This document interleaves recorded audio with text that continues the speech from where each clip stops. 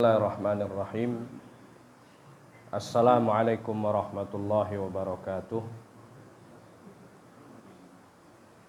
Alhamdulillahi wassalatu wassalamu ala rasulillah wa ala alihi wa sahbihi wa man walah.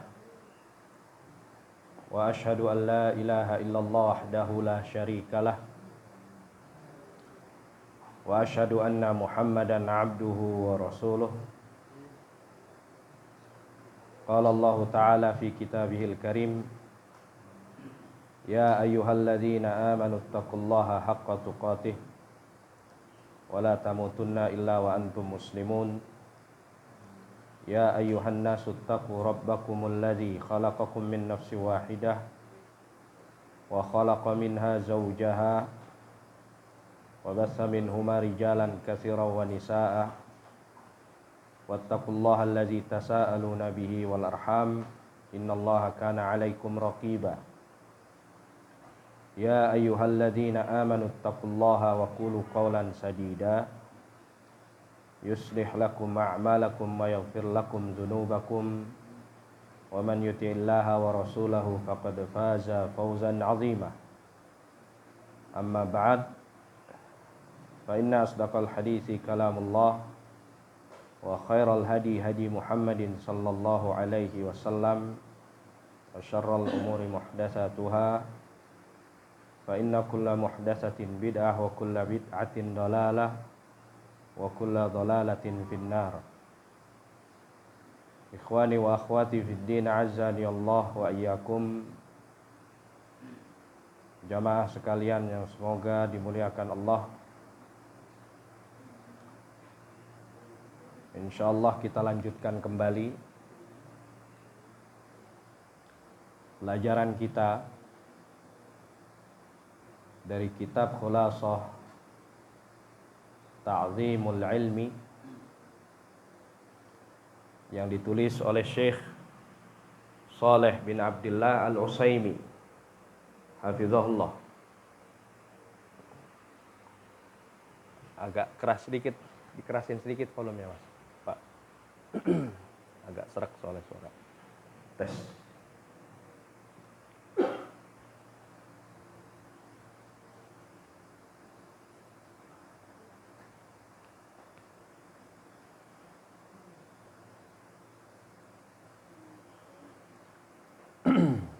Baik.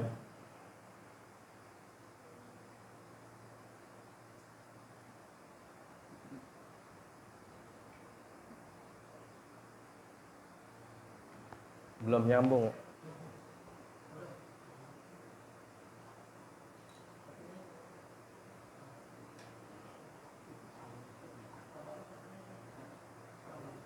Udah nyambung belum ya? Tetheringnya udah ya?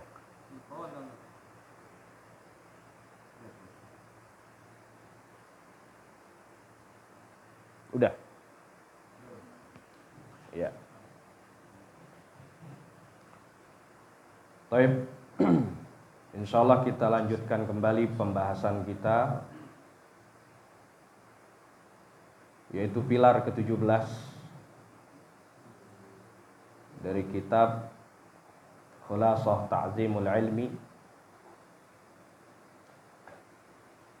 karya Syekh Shalih bin Abdullah Al-Utsaimin wafaqahullah.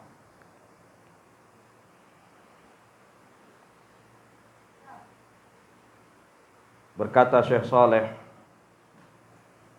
Al-Utsaimin hafizahullah ta'ala, semoga Allah menjaga beliau, Al-Ma'qidus Sabi' Ashar, pilar yang ke-17 yang harus diperhatikan oleh para penuntut ilmu, yaitu az-zabbu 'anil ilmi. Az-zabbu 'anil ilmi, membela ilmu, waz-zawdu 'an hiyadhihi, serta menjaga kemuliaannya. Membela ilmu serta menjaga kemuliaannya. Dan ini termasuk bentuk ta'zim, pengagungan kita sebagai penuntut ilmu terhadap ilmu yang kita pelajari, di mana ilmu itu harus kita bela kehormatannya, harus kita jaga kesuciannya, harus kita junjung kemuliaannya. Karena ilmu yang kita pelajari ini adalah wahyu dari Allah Subhanahu wa taala. Ilmu yang diwariskan oleh para nabi dan para rasul alaihimus salatu wassalam. Berkata Syekh Saleh bin Abdullah Al-Utsaimin wafaqahullah, inna lil ilmi hurmatan wafiratan. Sesungguhnya ilmu ini memiliki hormat, kesucian atau kehormatan wafirah yang besar. Ilmu Alkitab was sunnah memiliki kehormatan yang besar. Tujibul intisara lahu idza tu'arrida li janabihi bima la yasluh. Yang wajib bagi para penuntut ilmu itu, bagi para pengemban amanah ilmu ini, al-intisara lahu, wajib baginya untuk menjaga kehormatannya. Idza tu'arrida li janabihi bima la yasluh. Manakala ilmu ini diperlakukan, disikapi dengan cara yang tidak semestinya, dengan cara yang tidak pantas.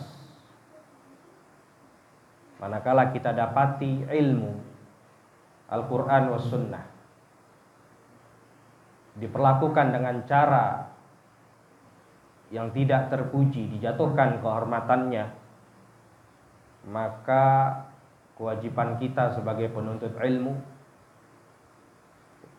adalah membela kehormatan ilmu itu dalam rangka ta'zim kita, pengagungan kita terhadap ilmu. Wa qad zahara hadzal intisaru 'inda ahli ilmi. Dan sungguh telah nyata hadzal intisar, sikap pembelaan terhadap ilmu ini, penjagaan terhadap kehormatan ilmu ini, inda ahli ilmi, yang dilakukan oleh para ulama, para ahlul ilmi, fi mazahira, yaitu di dalam beberapa sikap mereka. Mereka ahli ilmu mengerti kehormatan ilmu yang mereka pelajari dan mereka dakwahkan, sehingga mereka betul-betul menjaga keagungan ilmu ini, membelanya, menjunjung tinggi kehormatannya. Manakala ada dari sebagian orang yang berusaha untuk menjatuhkan kehormatan ilmu ini, dan para ulama menunjukkan secara zahir, secara nyata, bagaimana sikap mereka di dalam membela ilmu ini, yaitu diantaranya minha ar-raddu 'alal mukhalifi, yaitu membantah orang yang menyelisihi syariat. Sikap nyata yang dicontohkan oleh para ulama di dalam membela ilmu dan menjaga kehormatannya adalah dengan membantah orang yang menyelisihi syariat. Ya. Apakah yang menyelisih syariat itu dari kalangan Ahlus Sunnah maupun dari kalangan Ahlul Bid'ah?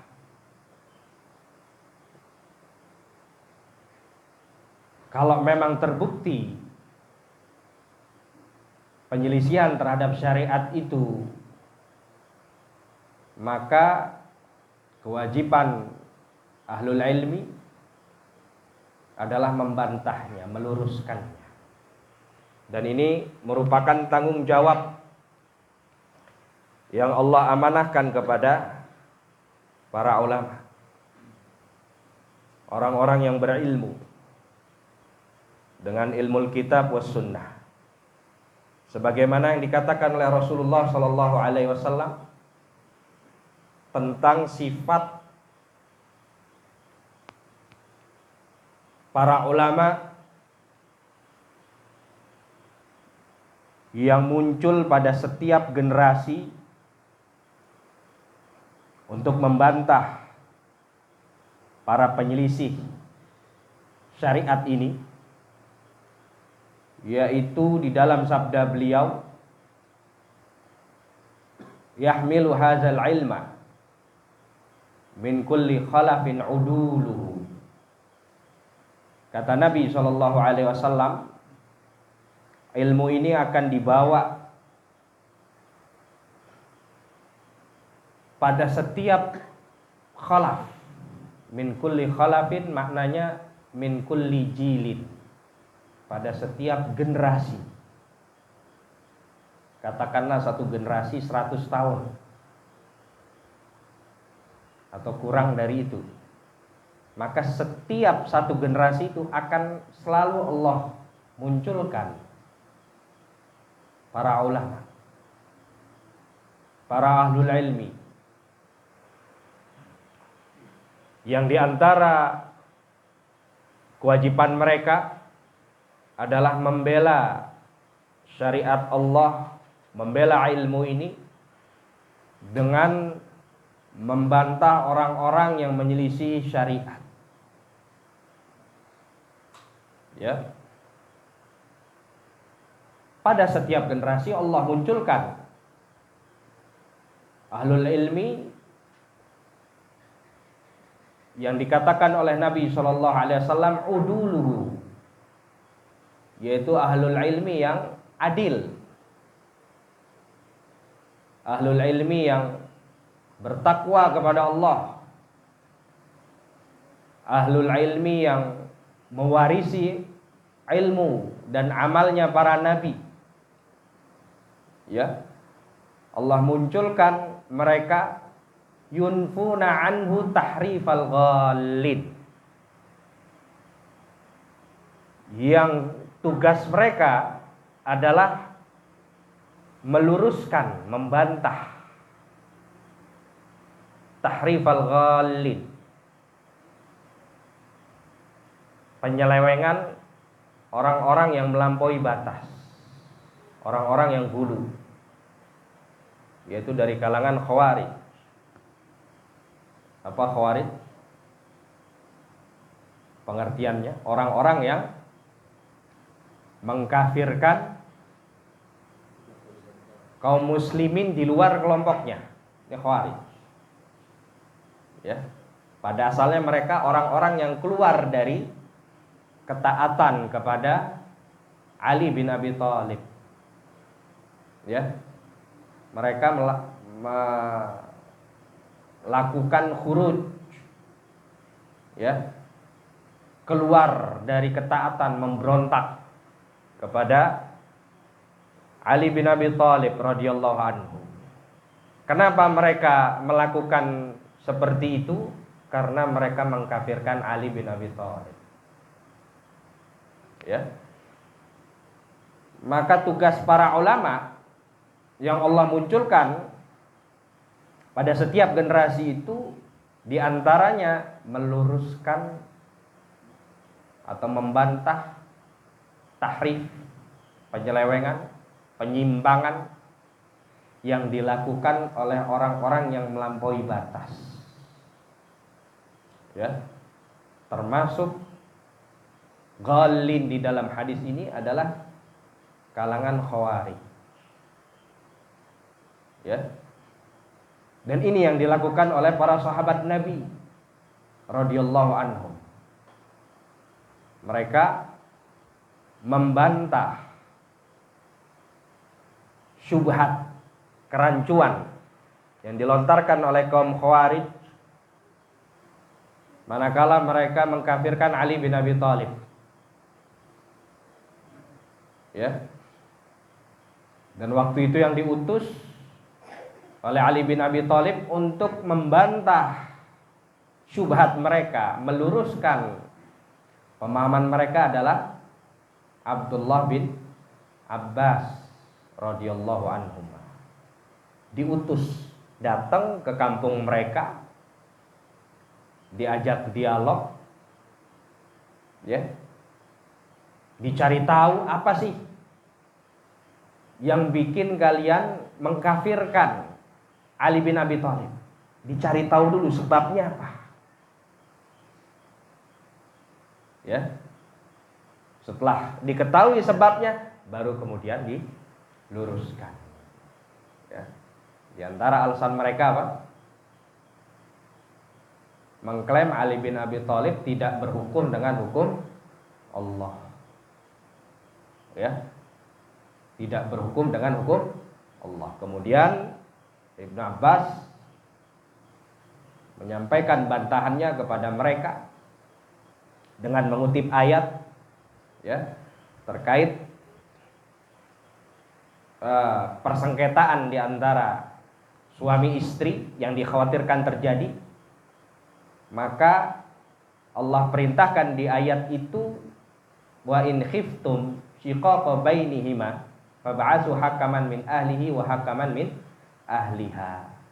Jika kalian khawatir terjadi percekcokan di antara suami istri itu, ya, maka hendaklah kalian utus seorang hakim, juru damai dari keluarganya suami dan juga dari keluarganya istri, jika memang keduanya ingin mengadakan islah, perbaikan.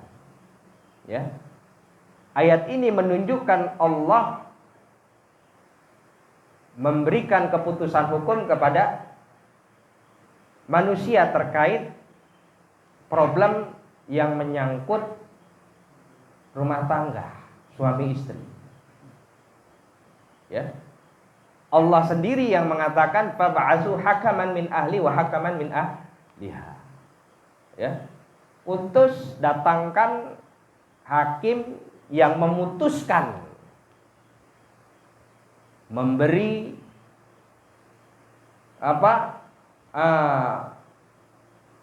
penengah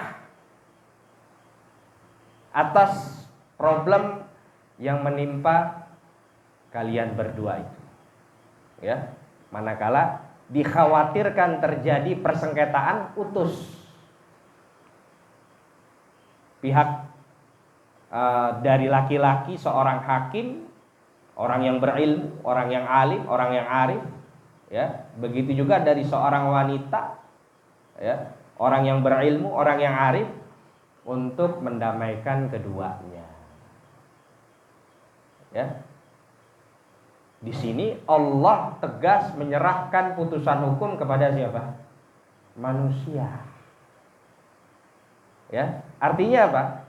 Hukum yang diputuskan oleh manusia selama tidak bertolak belakang dengan hukum Allah, selama tidak menyelisih syariat, maka itu tidak dilarang. Ya. Tidak sebagaimana anggapan kaum Khawarij pada masa itu, di mana Ali bin Abi Thalib diklaim tidak berhukum dengan hukum Allah karena menyerahkan keputusan hukum kepada seseorang. Ya. Sedangkan Allah sendiri di dalam Al-Quran menyerahkan putusan terhadap permasalahan rumah tangga kepada manusia. Kalau dalam urusan rumah tangga aja diserahkan kepada manusia, bagaimana lagi kalau menyangkut urusan umat yang jauh lebih besar kemaslahatannya. Terbantahlah syubhat mereka. Ya. Ini orang-orang yang melampaui batas, ghalib. Ya. Di samping para ulama itu diamanahi oleh Allah untuk membantah penyimpangan orang-orang yang melampaui batas itu, mereka juga diamanahi untuk wantihalal mubtilin, menolak kebatilan, ya, menolak kedustaan para pelaku kebatilan. Ini dari kalangan ahli ilmu kalam, ahli filsafat, ya, yang mana mereka menggunakan ayat-ayat Quran untuk mendukung pemahaman logika mereka di dalam beragama. Ya. Mereka orang-orang yang menganut paham filsafat dan ilmu kalam ini menerjemahkan ayat-ayat Quran berdasarkan pendekatan logika, berdasarkan metodologi filsafat. Ya. Ayat ini ditarik ke sana kemari untuk mendukung logika mereka di dalam beragama. Ini dikatakan oleh Nabi SAW, para ulama juga membantah wantihalal mubtilin, ya, kedustaan para pelaku kebatilan.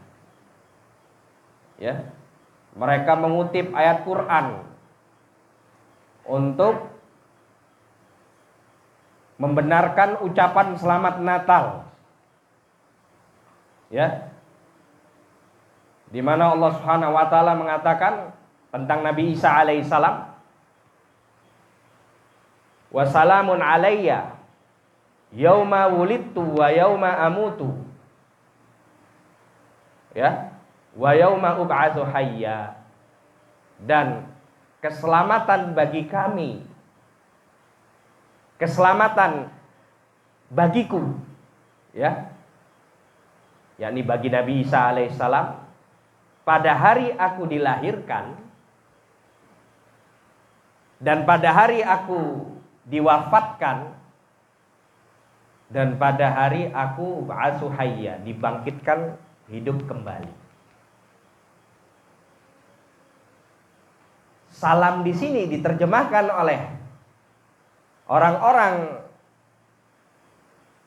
yang menganut filsafat dan ilmu kalam, di antara mereka adalah tahniah, ucapan selamat,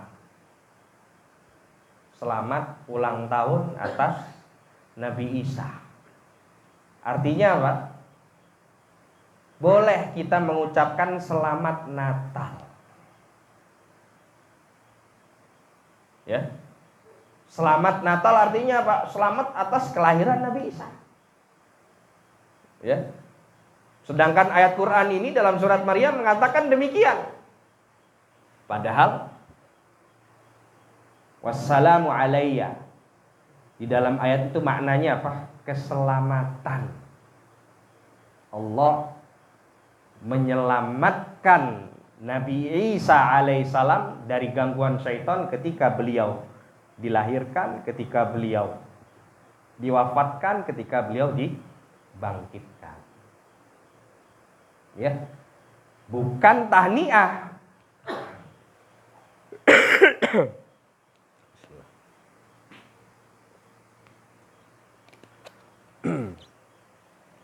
Bukan mengucapkan selamat.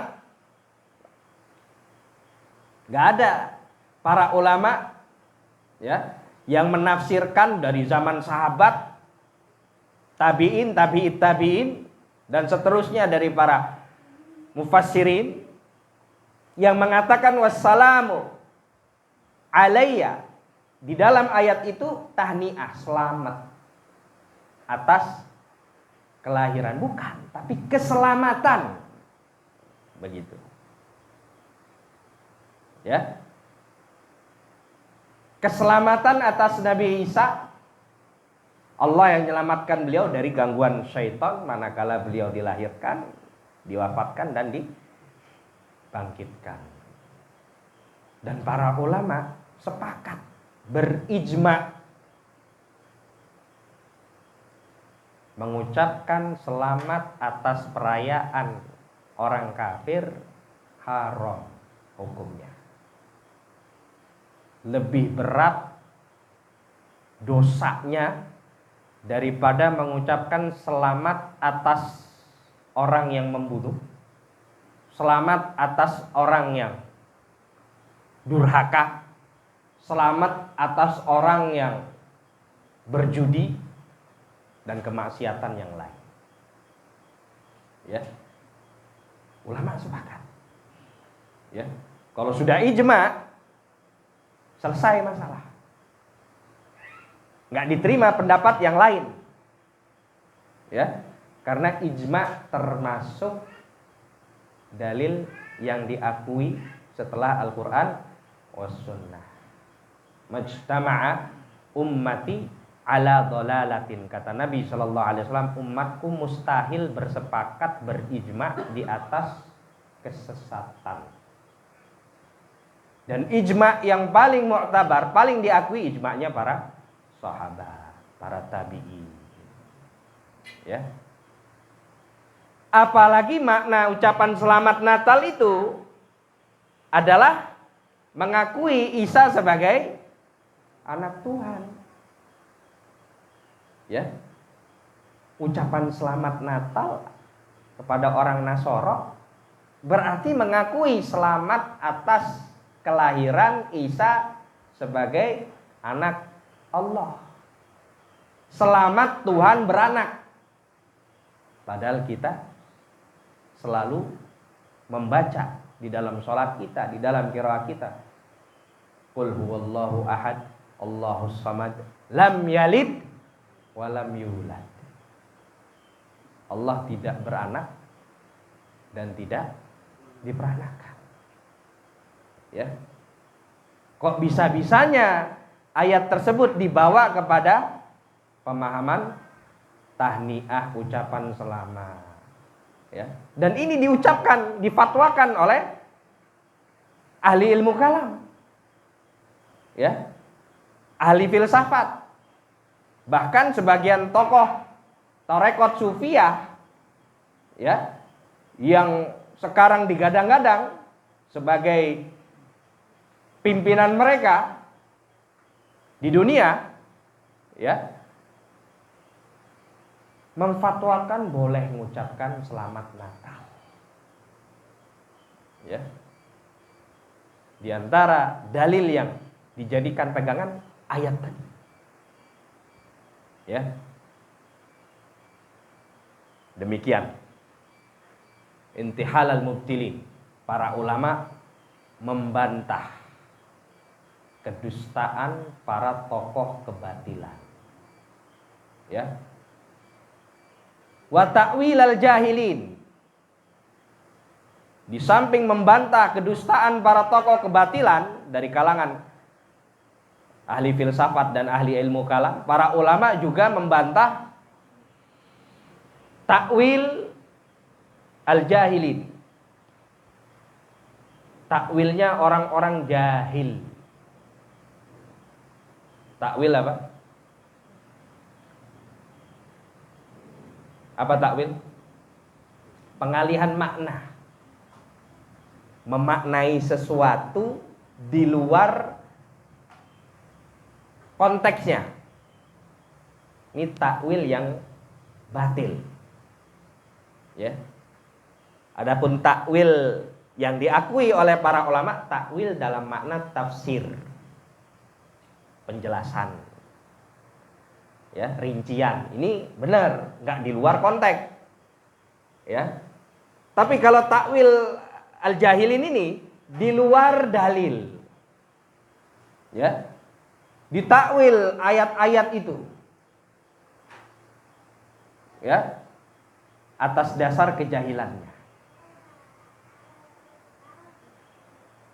Dan mereka ini kata para ulama adalah orang-orang dari kalangan tarekat sufiyah, para juhala yang membangun agamanya, akidahnya di atas dasar kejahilan, di atas dasar perasaan, ya, sehingga mereka berusaha mentakwil-takwil ayat, hadis, bahkan sikap orang-orang yang mereka kultuskan ditakwil-takwil. Maknanya dicari pembenarannya padahal salah. Ya. Padahal batil. Dicari-cari dalil untuk membenarkan kebatilan ulamanya. Ya. Ini yang disebutkan oleh Nabi Shallallahu alaihi wasallam. Mereka para ulama menjaga dan membela ilmu ini dengan cara membantah penyimpangan orang-orang yang melampaui batas,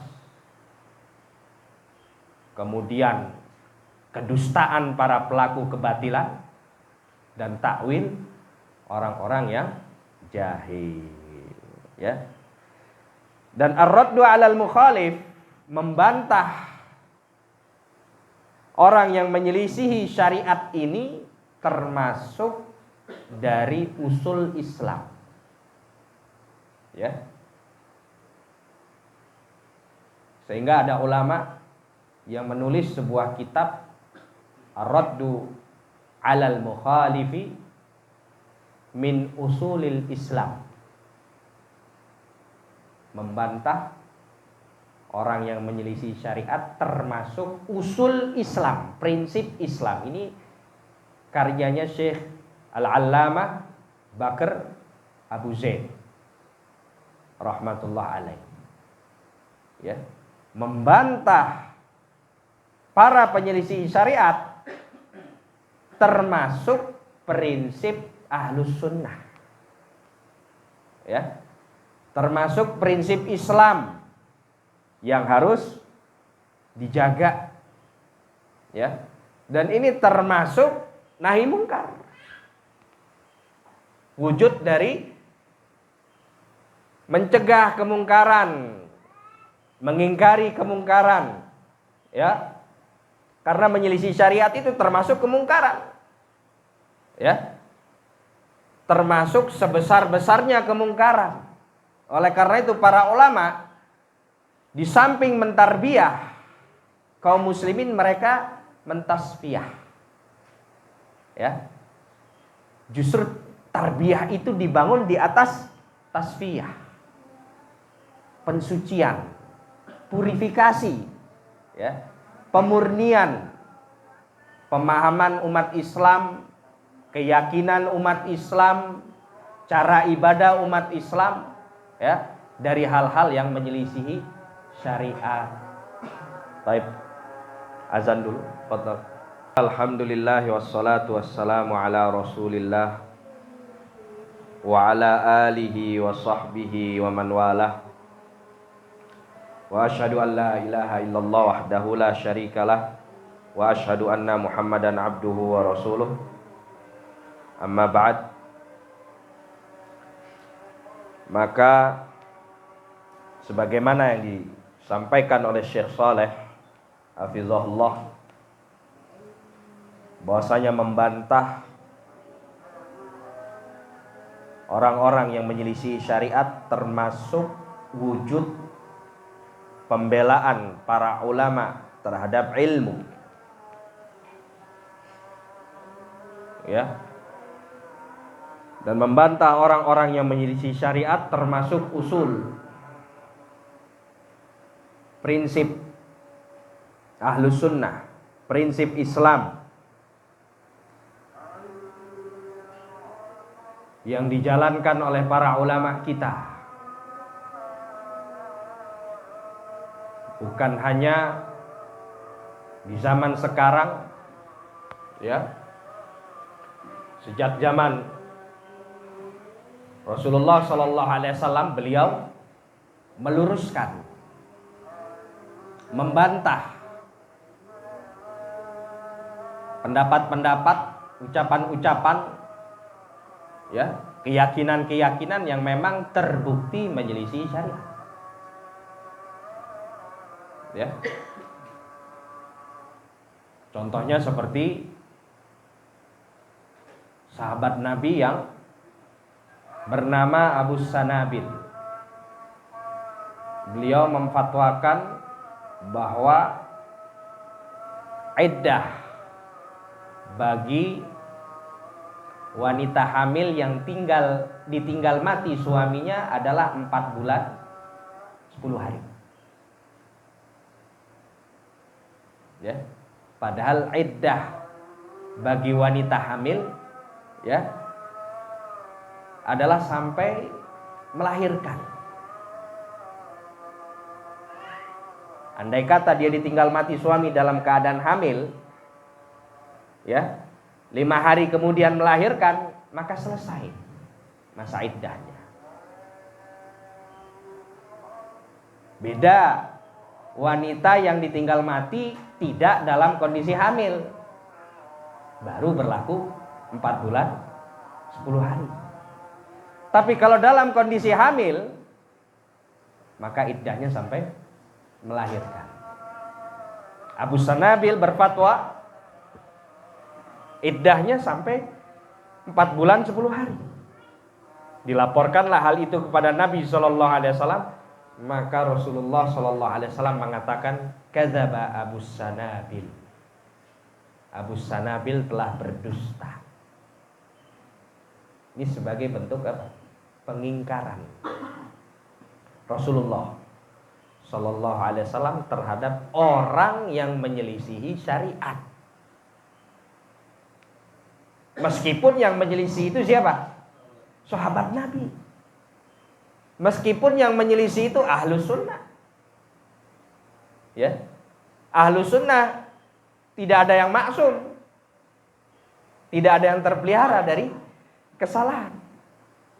Ya, pendapatnya bisa benar, bisa salah. Setinggi apapun ilmunya. Ya. Sejauh manapun pengalaman belajarnya, tetap kalau dia manusia, ya, maka sifat manusia itu khata, banyak berbuat salah. Ya. Dan sebaik-baik orang yang banyak berbuat salah adalah yang banyak bertaubat. Ya, jadi Rasulullah Sallallahu Alaihi Wasallam, ya, menjaga ilmu ini dengan membantah orang yang menyelisihi syariat di dalam ucapannya, perbuatannya, keyakinannya. Siapa? Dan terkadang bantahan itu dengan kata-kata yang tegas. Ya. Meskipun yang dibantah itu Ahlus Sunnah. Ya. Karena memang Tujuannya bukan mau menjatuhkan kehormatan Ahlussunnah itu, tapi ingin menjunjung tinggi ilmu, kehormatan ilmu, membela ilmu yang Allah turunkan kepada beliau. Ya.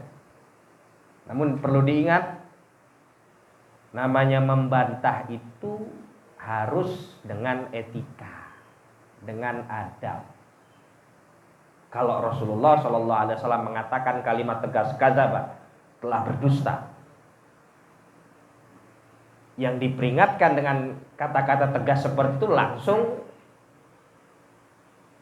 sadar, menyadari kesalahannya, dapat peringatan, dapat faedah dia, dan hati-hati. Ya, tapi kalau yang ngelontarkan dasar dia sudah berdusta. Ini bukan orang yang ahli, bukan orang yang punya kapasitas keilmuan, ya, bukan orang yang menjunjung tinggi adab, justru malah semakin menjadi-jadi penyelisihannya. Ya, jadi harus bedakan. Enggak lantas Rasulullah SAW bilang dusta langsung dipraktekkan kita. Ada misalnya dusta dia. Enggak begitu. Ya, tetap disesuaikan dengan keadaan pihak yang kita bantah. Dan ini kembali kepada pertimbangan maslahat mafsadah. Ya. Kadang-kadang perlu dibantah, diluruskan, tapi dengan lemah lembut, dengan taklif. Ya, kadang-kadang perlu dibantah dengan tegas, tapi masih dalam koridor.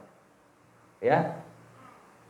Enggak menjatuhkan kehormatan, enggak menyerang pribadi, enggak kemudian ngungkit-ngungkit kesalahan yang lain. Wah, memang dia ini ngutang enggak pernah bayar itu. Ya. Ini kesalahan pribadi, enggak boleh dibawa-bawa. Ya. Ini sudah enggak objektif lagi.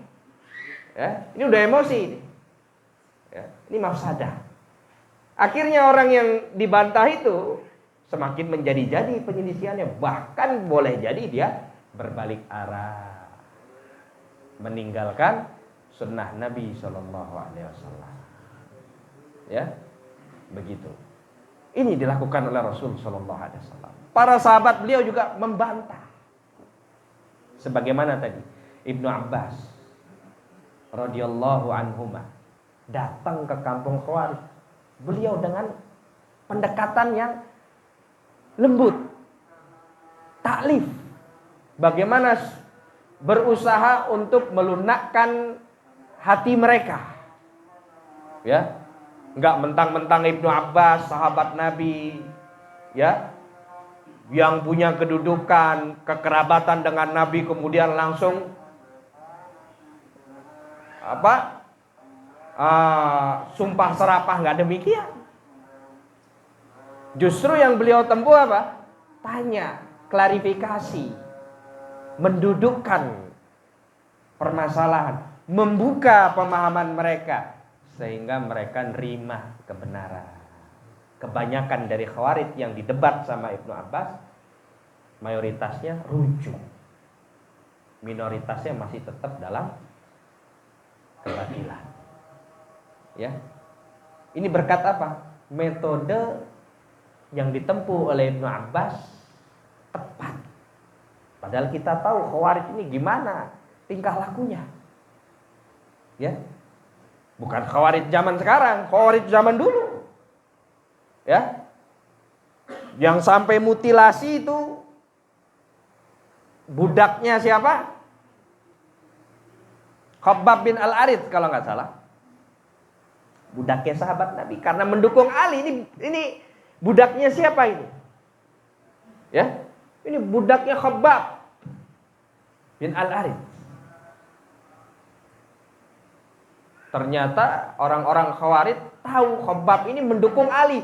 Oh, ini budaknya orang kafir, kata Khawarij.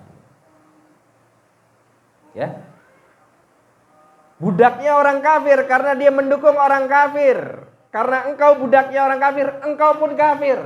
La haula wala quwwata illa billah. Apa yang dilakukan? Dibelek itu perut yang lagi hamil, dikeluarin janinnya, ditusuk kepalanya, diangkat. Ini janinnya orang kafir. Ini yang dilakukan Khawarij. Akibat apa? Hulu, melampaui batas dalam beragama. Budaknya disembelih, dibelek, janinnya ditusuk. Ya. Tapi dalam keadaan seperti itu, ya, ketika datang untuk berdiskusi, memberi nasihat, peringatan, Ibnu Abbas melakukan pendekatan dengan cara taklif, melunakkan hati mereka dengan cara lemah lembut. Ya, meskipun argumentatif. Ya. Beda kondisinya kalau Khawarij itu sudah berhadapan di front, ya, di medan, mereka mengancam keselamatan kaum muslimin, maka harus diperangi.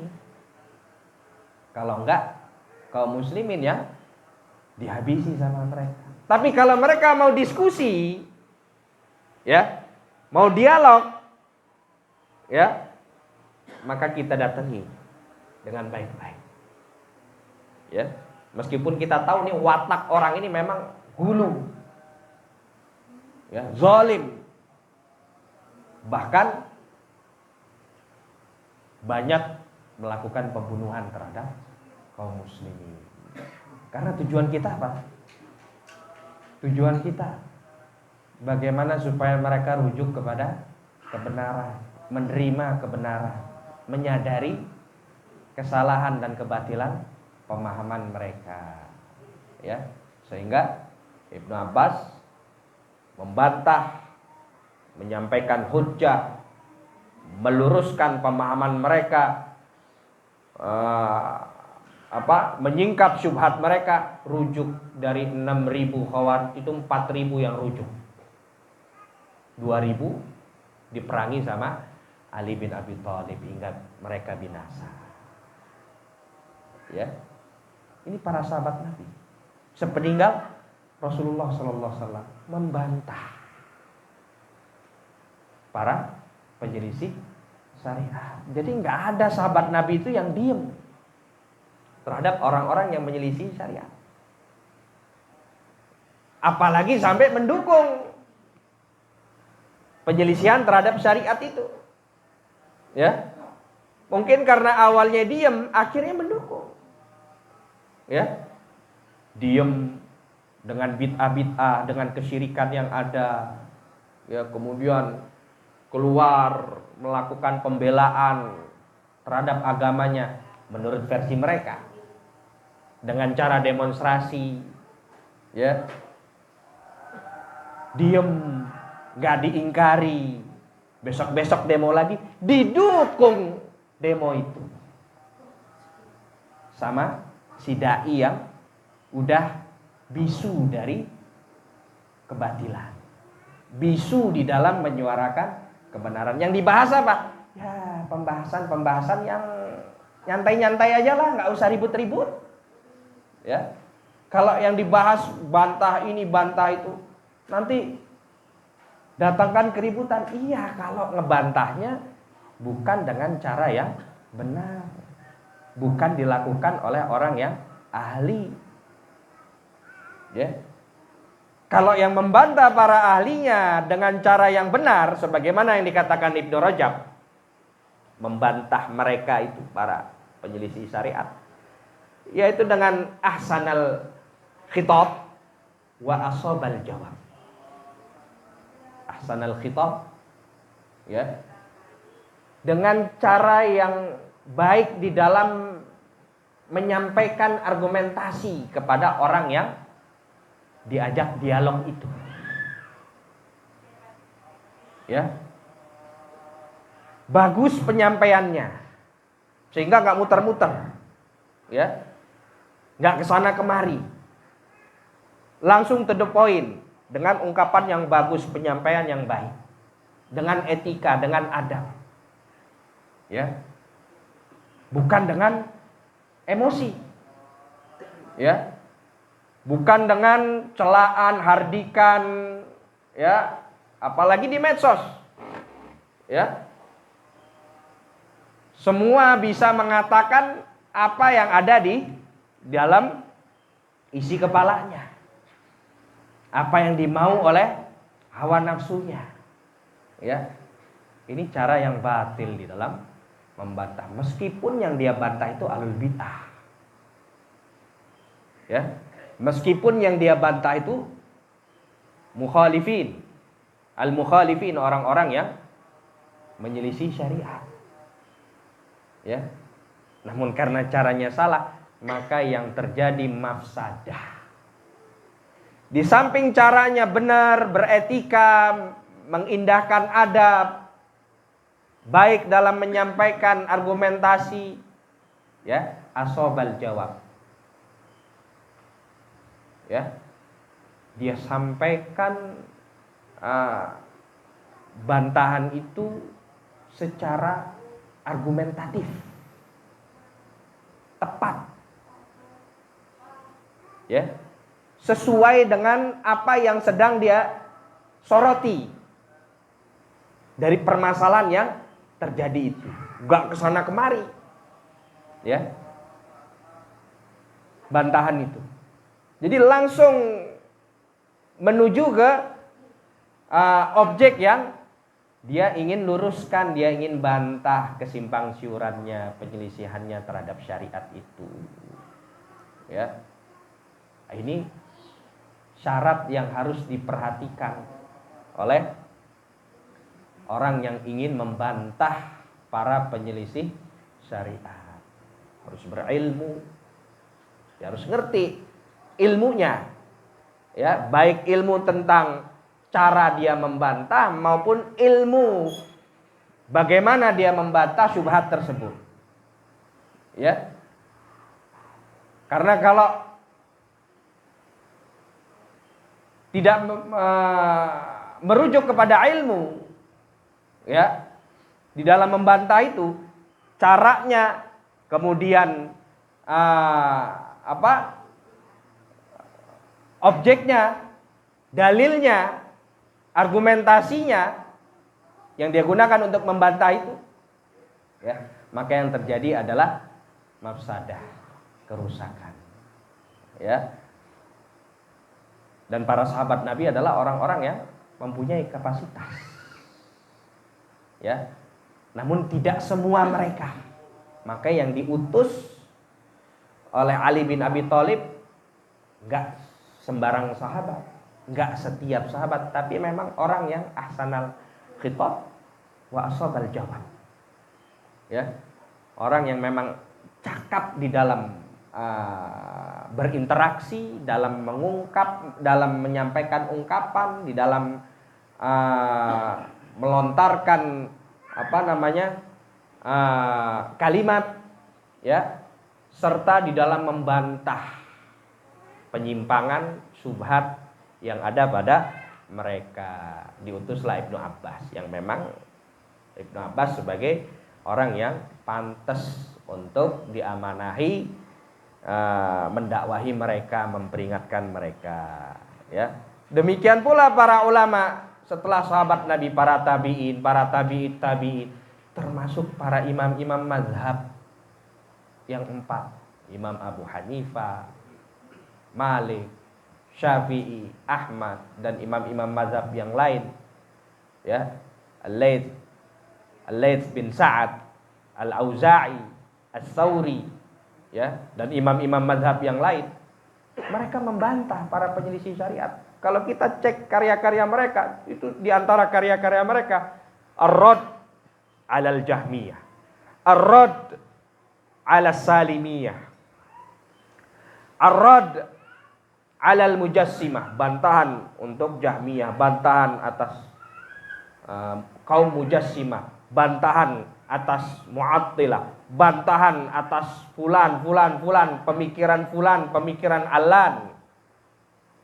Kita jumpai para ulama punya karya-karya yang memang fokus konsentrasi mereka itu membantah syubhat yang dilontarkan oleh para penyelisih syariat. Semua ini dalam rangka apa? Menjaga kehormatan ilmu, membela agama, menjaga kemuliaan ilmu yang diwariskan oleh Rasulullah Shallallahu Alaihi Wasallam. Ya, jadi ilmu ini punya kehormatan yang besar yang harus kita jaga. Makanya para pengemban ilmu ini orang-orang yang udul, sebagaimana yang dikatakan Nabi Shallallahu Alaihi Wasallam, orang-orang yang adil, bukan orang-orang yang gampang sekali untuk dipengaruhi, bukan orang-orang yang gampang sekali diorder, ya, bukan ulama-ulama seperti yang dikatakan oleh Syekh Utsaimin. Ada ulama daulah, ada ulama ummah, ada ulama millah. Ulama daulah, ulama penguasa. Apa kata penguasanya ikut. Pokoknya udah kata penguasa bener. Ini ulama daulah. Ya. Kata Syekh Utsaimin rahimahullah. Padahal yang dikatakan penguasa itu menyelisih syariat. Ya. Tapi karena sudah disupport sama penguasanya, udah itu penguasa pasti punya pertimbangan segala macam, kita nggak ngerti. Padahal jelas penyelisihannya terhadap syariat. Jangankan di masa sekarang, di zaman sahabat Nabi radhiyallahu anhum, ya, ada keputusan dari gubernur, dari khalifah yang menyelisih syariat, nggak diem mereka, ya. Mereka meluruskan, tentu dengan cara yang ma'ruf. Dan ini babnya ingkarul mungkar, bukan menasehati. Kalau nasehati, empat mata datang. Tapi kalau pelanggaran yang dilakukan menyelisihi syariat terang-terangan, wah ini bahaya. Kalau nggak diluruskan, nggak dibantah, masyarakat akan mengira itulah sunnah Nabi. Maka diluruskan sebagaimana yang dilakukan oleh Abu Sa'id Al-Khudri radhiyallahu anhu. Ya. Ketika Gubernur Marwan bin Hakam di Madinah mendahulukan khutbah Id sebelum sholat. Mestinya kan sholat dulu baru khutbah, sunnahnya begitu, ya, bukan khutbah dulu baru sholat, ya. Ini enggak, karena Marwan bin Hakam tahu kalau saya sholat dulu orang pada lari, nggak akan ada yang mau dengar khutbah saya. Dibalik sama Gubernur Marwan bin Hakam. Kalau begitu khutbah dulu biar pada nyimak apa yang saya sampaikan, baru sholat. Hal ini disaksikan oleh para sahabat Nabi yang waktu itu masih hidup ribuan sahabat. Di antara sahabat Nabi yang hadir Abu Sa'id Al-Khudri bangkit. Apa yang beliau lakukan? Narik bajunya. Narik bajunya gubernur. Ya. Ya ini jangan kita praktekkan. Ya. Ini bukan sembarang orang, ini Abu Sa'id Al-Khudri ini. Sahabat Nabi yang punya kedudukan, punya kapasitas, punya pengaruh. Ya. Kalau Bang Thoyib yang lakuin nggak bisa. Ya. Bisa-bisa malah jadi fitnah, kerusakan. Ya, ditarik sama Abu Sa'id, dikatakan, Diingatkan, bertakwalah kau kepada Allah. Rasulullah Shallallahu Alaihi Wasallam menyontohkan, mengajarkan kepada kita, sholat dulu baru khutbah. Ya, ini pengingkaran. Kalau sudah terkait syariat, para sahabat Nabi nggak diem. Tapi kalau terkait urusan pribadi, ya, yang masyarakat udah paham, atau urusan-urusan yang masyarakat udah paham, oh ini melakukan kemungkaran minum, masyarakat udah tahu minum itu mungkar, ya, ini nggak mesti langsung di hadapan penguasa yang melakukan perbuatan tersebut, ya, apalagi kalau dalam kondisi mabok, ya, bukannya malah maslahat, ya, bukannya malah hilang kemungkaran, malah nambah kemungkaran itu, ya. Tapi kalau menyangkut ketetapan syariat, para sahabat nggak ada yang diam, ya, bangkit ingkarul mungkar dengan cara yang ma'ruf, terukur, ya, dan tentunya ada pertimbangan maslahat dan mafsadah, ya, dan yang dilakukan Abu Sa'id Al-Khudri maslahat yang terwujud, ya. Namun qadarullah, di tahun berikutnya Marwan bin Hakam ngulangi lagi. Dan pengingkaran yang tadi dilakukan sama Abu Sa'id disaksikan sama sahabat Nabi yang ribuan hadir. Nggak ada yang mengatakan salah tuh Abu Sa'id, mestinya nggak begitu. Artinya apa? Para sahabat Nabi terdidik oleh Rasulullah SAW demikian. Mereka mengingkari hal-hal yang memang jelas menyelisih syariat, yang mestinya sunnahnya begini kok begitu, ya, dibalik itu harus diluruskan supaya nggak jadi syubhat, pengkaburan, ya, di antara kaum muslimin. Di tahun berikutnya diulangi lagi sama Marwan bin Hakam, diingkari lagi sama sahabat Nabi yang lain, Abu Mas'ud Al-Ansari, ya, sebagaimana Abu Sa'id Al-Khudri. Artinya apa? Para sahabat Nabi nggak ada yang mengingkari, mereka semua meridhoi apa yang dilakukan oleh Abu Sa'id Al-Khudri dan Abu Mas'ud Al-Ansari terkait apa? Penyelisihan terhadap syariat. Sekalipun yang menyelisih itu seorang penguasa, namun tetap yang melakukan bukan sembarang orang. Ini sahabat.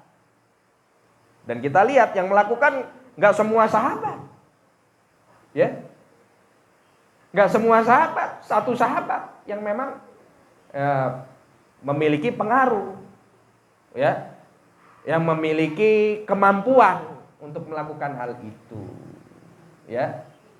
Begitu pula Ali bin Abi Thalib radhiyallahu anhu di masa Utsman bin Affan menyelisihi keputusannya Utsman bin Affan terkait masalah haji, ya.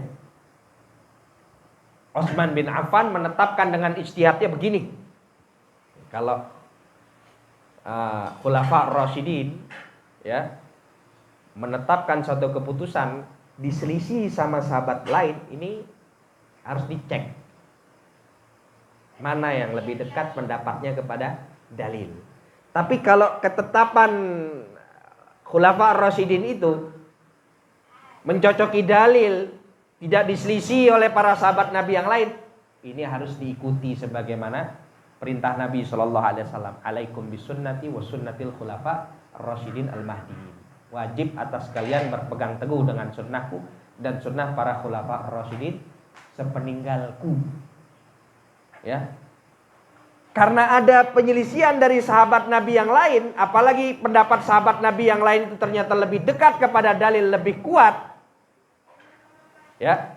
Meskipun itu pendapat keputusan seorang khalifah, seorang sahabat Nabi yang dijamin masuk surga, Utsman bin Affan radhiyallahu anhu, Ali bin Abi Thalib mengingkarinya, menyelisihinya dengan cara terang-terangan melakukan sesuatu yang menyelisihi keputusan Utsman dan mengatakan kepada kaum muslimin bahwa yang demikian tidak benar. Sebagai bentuk apa?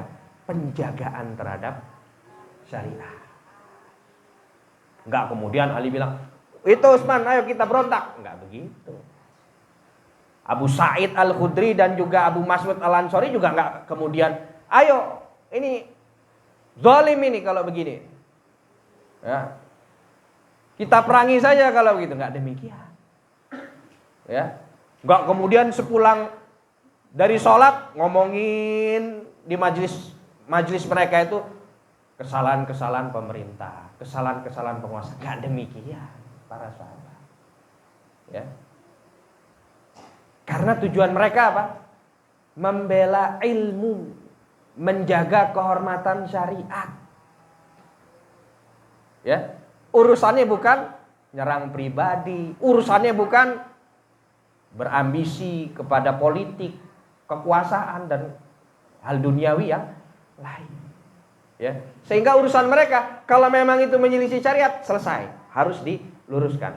Selebihnya itu bukan urusan saya. Ya. Selebihnya diserahkan kepada Allah. Ya. Namun kalau apa yang diputuskan, apa yang dilakukan, apa yang ditetapkan jelas menyelisih syariat, harus diluruskan. Sekali lagi, yang melakukan ini bukan setiap orang, bukan sembarang orang. Ya, bahkan nggak setiap ahlul ilmi menjalankan sikap seperti ini. Ya, khusus ahlul ilmi yang dikatakan oleh para ulama ahlul basirah. Ahlul ilmi yang jeli, yang tajam, yang mampu mempertimbangkan maslahat mafsadah, dampak dari perbuatan dan sikapnya itu ketika ingkarul mungkar.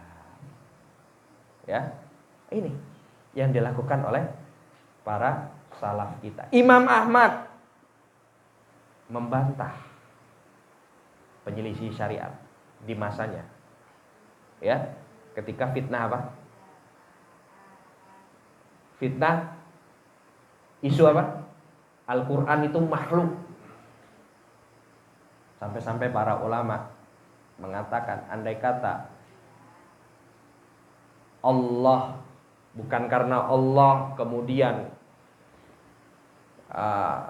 karena Imam Ahmad, ya, maka mungkin saja umat ini berkeyakinan, ya, Al-Quran itu makhluk, sebagaimana yang dianut kalangan Mu'tazilah, Asy'ariyah. Ya, tapi Imam Ahmad seorang diri, bersabar, menanggung derita, menanggung beban, diuji, disiksa, dizalimi, luar biasa. Dan tetap pada pendiriannya, Al-Quran itu kalamullah, bukan makhluk. Ya, ini masa mihnah. Sebagaimana ketika di masa Abu Bakar As-Siddiq radhiyallahu anhu, ya, pernah diuji, ya, dengan adanya orang-orang yang murtad, adanya orang-orang yang membedakan zakat dengan sholat, ya, maka diperangi oleh Abu Bakar As-Siddiq dan ternyata maslahat setelah itu. Ya, demikian pula di masa Imam Ahmad, diuji dengan fitnah Al-Quran itu makhluk, ya, sebagaimana yang diyakini oleh para tokoh-tokoh Mu'tazilah. Ya, maka Imam Ahmad membantah, ya, membantah keyakinan mereka, bersabar, meluruskan, ya, Meskipun disiksa sampai kemudian muncul khalifah yang ketiga setelah Al-Ma'mun, Al-Mu'tasim, Al-Wathiq, ya. Khalifah setelah itu, ya, mendukung Imam Ahmad bin Hambal rahimahullah, ya, dan membantah semua keyakinan kemahlukan Al-Quran. Al-Quran bukan makhluk, Al-Quran kalamullah. Ya, salah satu efek dampak yang diakibatkan dari keyakinan Al-Quran itu makhluk, sebagaimana yang dikatakan oleh orang-orang liberal, Al-Quran itu bebas tafsir. Al-Quran itu sesuai dengan situasi dan kondisi karena makhluk. Al-Quran itu bukan kalamullah pada hakikatnya, tetapi itu ungkapan, ibarat yang disampaikan oleh Allah dengan bahasa Arab, jadilah Al-Quran. Dengan bahasanya Muhammad SAW, jadilah Al-Quran. Jadi di dalam memahami Al-Quran itu, ya jangan terlalu saklek lah kata mereka. Ya, karena bukan kalamullah. Kalau bukan kalamullah, ya nggak perlulah kita agung-agungkan, nggak perlulah kita hormati, ya. Dan ada kalanya dari ayat-ayat Quran itu nggak berlaku kata mereka. Ini konsekuensi dari keyakinan Al-Quran itu makhluk. Kalau masyarakatnya suka judi, maka ayat Quran yang melarang perjudian nggak berlaku. Ini konsekuensi keyakinan Al-Quran itu makhluk. Ini salah satu dampaknya begitu. Sehingga ini yang dipakai oleh orang-orang liberal untuk melancarkan misi mereka di antara kaum muslimin, ya, dengan tafsir hermeneutika, ya, menafsirkan ayat dengan pendekatan filsafat, ya. Jadi ada ayat yang diterima, ada ayat yang ditolak, ada ayat yang berlaku, ada ayat yang sudah, apa kata mereka itu, kalau produk sudah expire, ya, ini ayat sudah expire ini. Dulu ini ayat cuma berlaku di kalangan Arab. Ini konsekuensinya. Keyakinan Al-Quran adalah makhluk. Maka Imam Ahmad berteguh hati, bersabar, bertawakal kepada Allah, tetap menyatakan Al-Quran kalamullah meskipun cambuk oleh penguasanya. Ya. Kendati beliau dizolimi sedemikian itu, tetap kata Imam Ahmad apa? Andai kata aku punya doa yang mustajab, aku tahu Allah kabulkan doaku, aku akan doakan penguasa agar mereka mendapat taufik dari Allah. Padahal sudah dizolimi sedemikian rupa. Ya. Kalau bukan dengan izin Allah, Imam Ahmad bersabar, ya, di dalam mempertahankan akidahnya, akidah Ahlus Sunnah tentang Al-Quran ini kalamullah bukan makhluk, kaum muslimin, ya, setelah Imam Ahmad bahkan sampai sekarang udah nggak jelas keadaannya. Tapi Allah tegarkan, Allah jadikan Imam Ahmad sebagai alim yang membela ilmu, membela syariat, menjaga kehormatannya, ya, sehingga ilmu yang suci, yang bersih, yang terjaga kehormatan ini sampai kepada kita. Dan para ulama setelah itu membela Imam Ahmad, membantah keyakinan yang menyimpang di seputar Al-Quran. Ini bukti bahwa membantah orang-orang yang menyelisih syariat adalah prinsip Ahlus Sunnah, prinsip Islam yang tidak boleh dipandang sebelah mata. Ya, nah, demikian yang bisa disampaikan dari kajian kita pada malam hari ini. Insyaallah akan kita lanjutkan masih di pilar yang ke-17 ya, terkait dengan azab wa anil ilmi ini, membela ilmu dan menjaga kemuliaannya ya. Insyaallah kita akan lanjutkan pada pertemuan yang akan datang bismillah. Mungkin ada pertanyaan, silakan.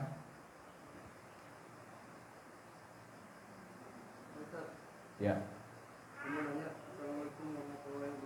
Waalaikumsalam warahmatullahi wabarakatuh. Apakah ulama Khawarij dan Sufi yang telah mengajarkan orang-orang muslim dengan pemahamannya, mereka mendapatkan dosa jariah sebelum mereka bertobat?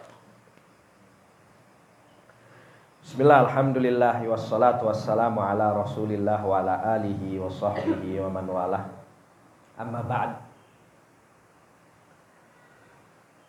Semua orang yang mengajarkan keburukan, apakah itu pemahaman sesat? Baterai habis ini. Ada cas. Semua orang yang mengajak kepada keburukan, apakah itu pemahaman sesat, ucapan yang menyimpang, yang menyelisih syariat, bahkan kemaksiatan sekalipun ya, yang dilakukan terang-terangan ya, dan dia mengajak orang untuk melakukan keburukan tersebut, maka baginya dosa yang dia lakukan dan dosa orang yang mengikuti dia dalam keburukannya ya. Man dalla ala dhalalatin, kata Nabi SAW, barang siapa yang mengajarkan, yang mempelopori orang, mengajak manusia di atas kesesatan, dosa, kemaksiatan, penyimpangan ya, dan penyelisihan syariat yang lain, dia ngajak orang ya, fa'alaihi ismuha, maka atasnya dosa, wa ismu man amila biha, dan dosa orang yang ikuti dia di dalam keburukan itu. Kalau yang ikuti dia 10 orang, ya 10 orang transfer dosa. Sampai pun kalau dia sudah meninggal. Dia sudah meninggal, belum sempat tobat dari keburukan yang dia kampanyekan ya. Contohnya seperti apa? Keburukan yang dikampanyekan, demonstrasi ya. Dia ajak orang, dia mati, yang ikut demonstrasi 1 juta orang, yang transfer dosa ke dia setelah dia mati, transfer 1 juta. Belum lagi dari 1 juta itu masing-masing orang bawa 1 juta lagi, ngajari demonstrasi ya. Meskipun sudah mati, iya, meskipun sudah mati tetap ditransfer dosa-dosa. Waliyahulillah. Sebagaimana kata Nabi SAW, baginya dosa yang dia lakukan dan dosa orang-orang yang ikut dia. Maka dari itu Ahlus Sunnah membantah orang-orang yang menyelisih syariat itu juga dalam rangka sikap rahmah, kasih sayang terhadap orang yang dibantah. Supaya apa? Supaya dia nggak dapat dosa jariah. Apalagi kalau yang bersangkutan sudah meninggal, tapi pemahamannya yang menyimpang masih tersebar. Ya, ketika dibantah kok malah dibilang, kamu jangan ngomongin orang yang sudah meninggal. Loh, ini bukan urusan ngomongin orang yang sudah meninggal, bukan pribadi dia yang kita angkat.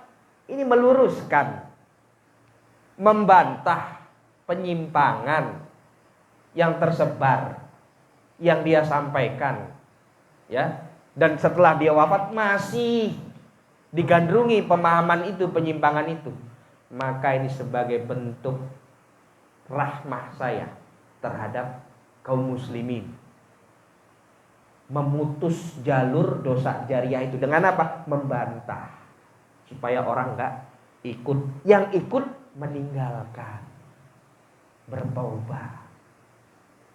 Ya. Jadi salah satu hikmah membantah para penyelisih syariat ini, supaya tidak membawa dosa jariah orang yang bersangkutan itu. Ya.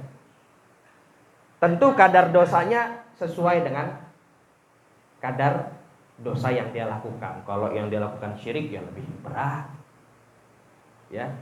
Kalau yang dia lakukan bid'ah, ini juga termasuk perkara yang berat, ya. Di bawahnya kemaksiatan. Kalau dia kampanyekan kemaksiatan, diajari, bahkan sekarang la haula wala quwata illa billah, didokumentasikan dan diupload di medsos, di TikTok, di Facebook, di Twitter, di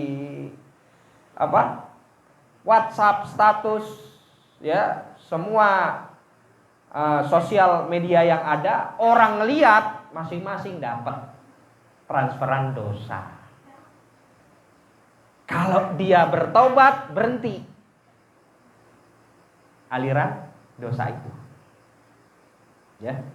Kalau dia bertobat, ini menyangkut maksiat. Tapi kalau dia bertobat menyangkut penyimpangan pemahaman, penyelisihan terhadap syariat, wajib bagi dirinya klarifikasi.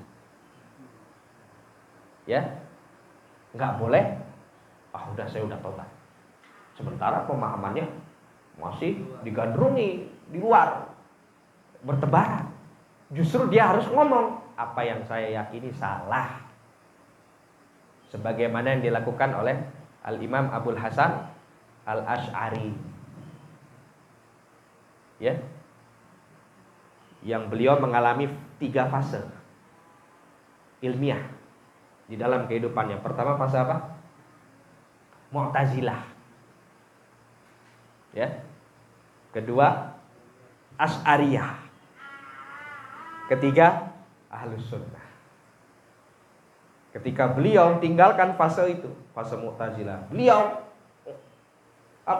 nyatakan, suarakan bahwa apa yang saya yakini, ya, dari pemahaman Mu'tazilah itu batil. Ya.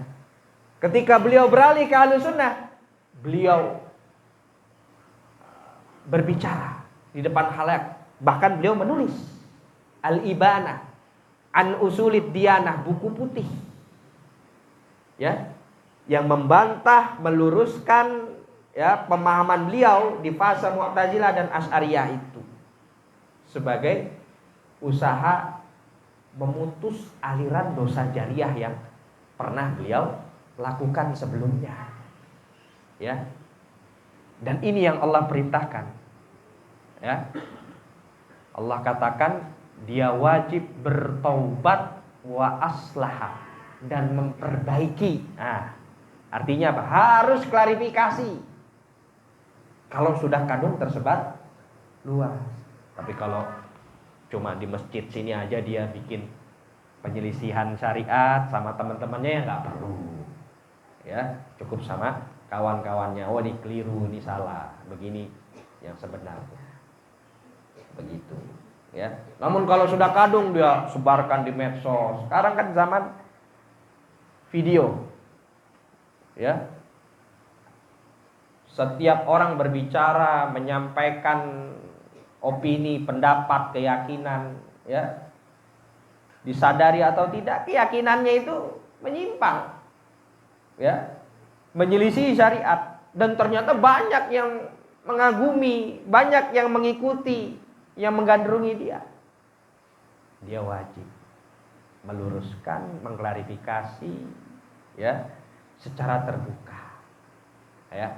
Tapi kalau dia tidak bertobat sampai kemudian mati masih di atas dosanya seperti itu, dia terus ditransfer dosa sampai kapan? Hari kiamat. Makanya dulu ada orang filsafat tanya, kenapa kok Fir'aun diazab dikubur lebih lama daripada orang yang meninggalnya belakangan? Meninggal belakangan kan diazabnya lebih cepat katanya. Dalam rangka menafikan, menolak keyakinan terhadap azab kubur karena nggak masuk akal.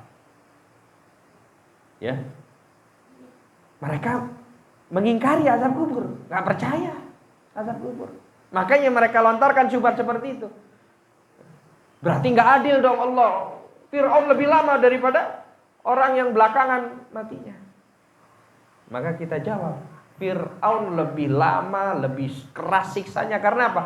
Dia mempelopori kesesatan. Dia mempelopori kemusyrikan, kekufuran. Ya. Sehingga dosanya lebih banyak, yang transfer dosa ke dia lebih banyak, yang ikut dia sampai sekarang masih banyak dan sampai hari kiamat. Ya. Makanya di antara ulama ketika membantah tokoh-tokoh menyimpang, tokoh-tokoh yang sesat, sering menggunakan ungkapan Fir'aun hadhil ummah. Ini Fir'aunnya umat ini, di sepulan ini. Begitu. Karena apa? Dia ngikuti pola pikirnya Fir'aun ngajarkan, mempelopori, diikuti dosa kesesatannya itu sampai hari ini dan terus transfer pahala. Transfer dosa jariah. Ya. Jadi demikian. Pengertian udah hilang yang nanya tadi orangnya. Tentang dosa jariah. Baik, ada lagi? Ya. Ada seorang ustaz berkata membaca ayat menyatakan bahwasanya Al-Qur'an yang sekarang itu fisiknya adalah makhluk sementara isinya adalah kalamullah. Ini bagaimana? Apakah diperbolehkan atau tidak? Ya. Kalau yang dimaksud lembaran jelas itu makhluk. Ya. Lembaran, kertas itu makhluk. Ya. Tinta yang dipakai itu makhluk. Tapi yang tertulis isinya itu Bismillahirrahmanirrahim. Alhamdulillahirabbil alamin. Itu kalamullah. Dan nanti di akhir zaman diangkat itu semua. Setiap media yang di sana tertulis kalamullah, Allah akan angkat sebelum terjadi kiamat. Jadi engkau akan dapati, kata Rasulullah SAW, di akhir zaman nanti, di hari kiamat nanti, menjelang hari kiamat nanti, lembaran-lembaran yang tadinya tertulis ayat-ayat Quran hilang karena diangkat oleh Allah SWT. Ya. Kalau yang disebut itu jelas makhluk, itu yang bikin manusia. Jelas ya? Nah, ini yang jadi poin pembahasan Al-Imam Al-Bukhari di dalam kitab beliau Khalqu Af'alil Ibad, ketika membantah tudingan Al-Bukhari meyakini Al-Quran itu makhluk. Kata Al-Imam Al-Bukhari, suara yang membaca makhluk. Ya. Tinta yang dipakai buat nulis makhluk. Adapun yang dibaca, yang ditulis itu kalamullah. Makanya kita disuruh menjaga adab, terutama mushaf. Gak boleh sembarangan. Mushaf itu ada hukum tertentu, hukum khusus, ya, di dalam ketentuan syariat ini. Jelas ya? Baik. Satu lagi. Ya. Penyimpangan syariat yang zaman sekarang ini yang jelas terlihat itu seperti apa? Apa? Penyimpangan syariat. Penyimpangan terkait? Ya, terkait syariat itu. Yang terkait kehidupan kita sekarang ini. Penyimpangan syariat yang jelas-jelas nyata, gamblang banyak sekali. baik dalam masalah akidah, dalam masalah ibadah, dalam masalah muamalah, ya, banyak. Dalam masalah akidah kita lihat tadi terkait kemakhlukan Al-Qur'an itu. Al-Qur'an kalamullah. Ini penyimpangan syariat. Allah ada di mana-mana. Ini penyimpangan syariat. Ya. Pemahaman yang melampaui batas, ini penyimpangan syariat.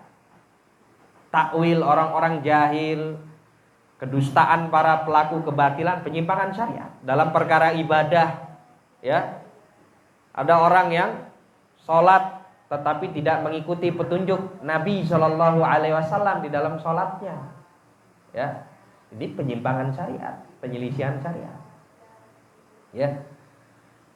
Di dalam puasa, di dalam zakat, ada zakat apa? Profesi, ini penyimpangan syariat, ya.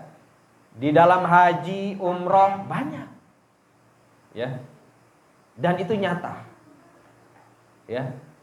Dan mungkin lebih dominan penyimpangan daripada hal-hal yang menyocoki syariat di masyarakat kita, ya. Makanya kata Nabi Sallallahu Alaihi Wasallam, bada'al Islamu ghariban. Islam itu datang bermula dalam keadaan gharib, asing, nggak dikenal, aneh, ya. Kok begini, ya, ajaran Islam ini. Wa sayaudu ghariban kama bada, dan nanti di belakang hari akan kembali kepada keterasingannya. Kita lihat, aneh. Masa celana di atas mata kaki masuk neraka? Aneh. Masa pakai cadar emang di Arab di padang pasir? Aneh. Ya, masa jenggotan, ya, dalam perkara yang seperti itu aja sudah dianggap aneh, apalagi dalam perkara akidah, ya, yang masyarakat kita keyakinan keberadaan Allah. Allah kalau ditanya di mana? Ada yang bilang di hati, ada yang bilang di mana-mana, ada yang bilang nggak bertempat, katanya, ya. Gak di bumi, gak di langit. La haula wala quwata illa billah.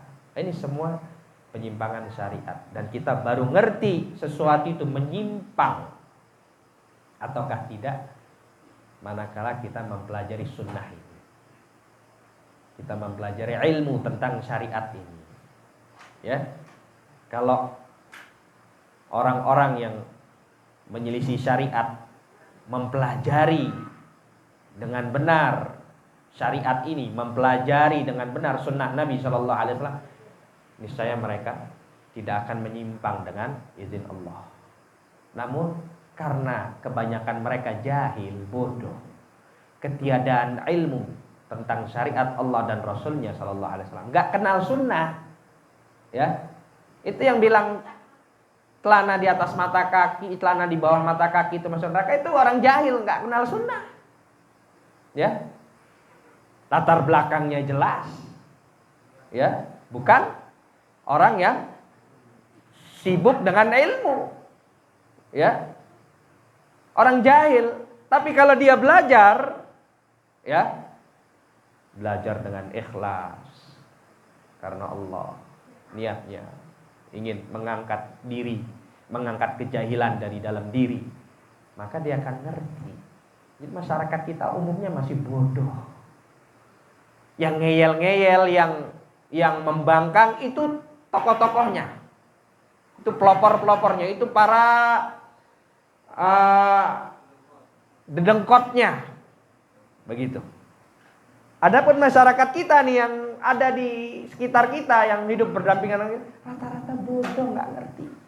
Taunya mereka begitu dari kiainya, dan mereka lebih percaya sama kiainya daripada sama kiai yang lain. Karena apa? Setahunya mereka kiainya itu yang lebih ngerti tentang agama daripada kiai yang lainnya. Mereka belum punya kemampuan untuk membedakan mana yang hak dan mana yang batil. mana yang tauhid, mana yang syirik, mana yang sunnah, mana yang bid'ah. Sehingga mereka menilai, mengukur berdasarkan mata kepala, bukan mata hati, bukan dengan ilmu. Apa yang dilihat, apa yang ditonton, itulah yang benar. Ya, jadi mereka beragama berdasarkan tontonan, bukan berdasarkan tuntunan. Nah, ini yang terjadi pada masyarakat kita, sehingga mereka banyak terjatuh pada penyelisihan terhadap syariat. Demikian yang bisa disampaikan. Kurang lebihnya mohon maaf. Wassalli wasallimu ala nabiyina Muhammad wa ala alihi washabbihi ajma'in. Subhanakallahumma wa bihamdika asyhadu an la ilaha illa anta astaghfiruka wa atubu ilaik. Wassalamualaikum warahmatullahi wabarakatuh.